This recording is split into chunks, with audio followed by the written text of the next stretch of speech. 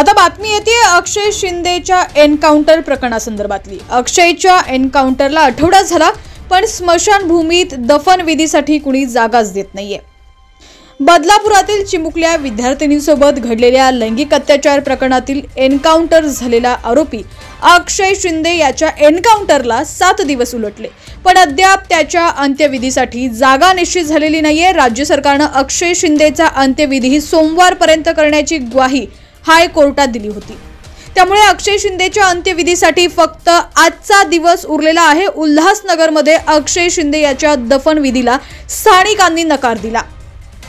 अक्षय शिंदेचा मृतदेह दफन करण्यासाठी बदलापूर, उल्हासनगरसह विविध भागांमध्ये विरोध होतोय, त्यामुळे नवा पेच निर्माण झालाय। गुरुवारी अक्षय शिंदे याचे पालक अंबरनाथमधील हिंदू स्मशानभूमीत दफनविधीची जागा पाहण्यासाठी गेले होते, पण अंबरनाथ पालिकेनं दफनविधीच्या परवानगीसाठीचा त्यांचा अर्ज स्वीकारला नाही। अक्षय शिंदे याचा मृतदेह दफन करण्यासाठी त्याच्या आई वडिलांनी कोर्टाचा दरवाजा ठोठावला। कोर्टाकडून मृतदेहासाठी जागा पाहण्यास सांगितलं, पण तरीही स्थानिक आणि राजकीय पक्षाकडून विरोध केला जातोय।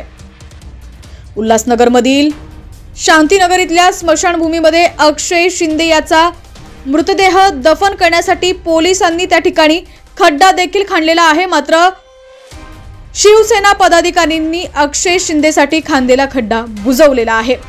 बातमी सविस्तर पाहूया त्याआधी तुम्ही HPN मराठी न्यूज चॅनल पहिल्यांदाच पाहत असाल आणि अजूनही चॅनलला सबस्क्राइब केलं नसेल तर नक्की सबस्क्राइब करा, जेणेकरून आमचे अपडेट्स लवकरात लवकर तुमच्यापर्यंत पोहोचतील। तर उल्हासनगरमध्येही अक्षय शिंदेचा मृतदेह दफन करण्यास विरोध झाला।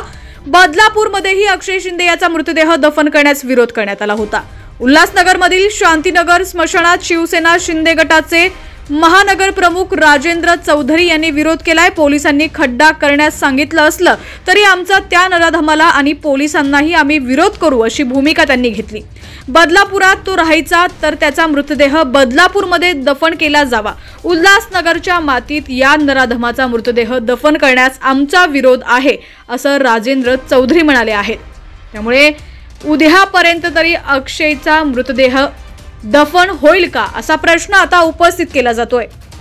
आपल्या सर्वांना माहिती, काही दिवसापूर्वी ज्या नराधमांनी बदलापूरमध्ये जे कृत्य केलं त्या नराधमाचं पोलिसांनी एन्काउंटर केल्यानंतर त्याची बॉडी बदलापूरचे लोक दफन करण्याला विरोध करतात, कारण तो बदलापूरमध्ये राहतो आणि बदलापूरचे लोक त्या बॉडीला दफन करायला विरोध करतात।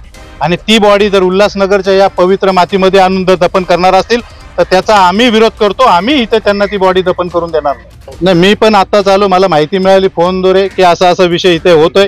त्याची माहिती मिळाल्या मी आपल्या इथे आलो, इथे बघितलं खड्डा खोदलेला आहे। तो खड्डा कोणी खोदला, का खोदला, कशासाठी खोदला याची माहिती घेतोय। पण जर त्या नराधमाची बॉडी जर इथं आणून दफन करणार असतील तर त्याचा विरोध आम्ही नक्की करणार। त्यांनी कोणी सांगितलं, काय सांगितलं त्याची माहिती घेतो आणि पोलीस जर इथे त्याची बॉडी दफन करत असतील पोलिसांचाही आम्ही विरोध करू। सरकारमध्ये तुम्ही आहात, ते मध्ये असतानाही ते बदलापूरला राहत होते। बदलापूरची लोक, बदलापूरचे आमदारही सत्तेत आहेत, त्यांनी त्याचा विरोध केला। तो राहतो तिथं ते दफन झालं पाहिजे। उल्हासनगरमध्ये तो राहत नाही, त्याची बॉडी इथं या पवित्र मातीत दफन केली नाही पाहिजे। अशा नराधमाची जर त्यांची भूमिका ती आहे तर आमची भूमिका पण हीच आहे की नराधमाची या मातीमध्ये ती बॉडी दफन झाली नाही पाहिजे। नागपूरमध्ये जागा आहे किंवा नाही हे आम्हाला माहित नाही, पण तिथल्या लोकांनी, तिथल्या स्थानिक आमदारांनी विरोध केलाय हे मला माहिती आहे आणि मी त्या बाबतीमध्ये इथे विरोध करतोय।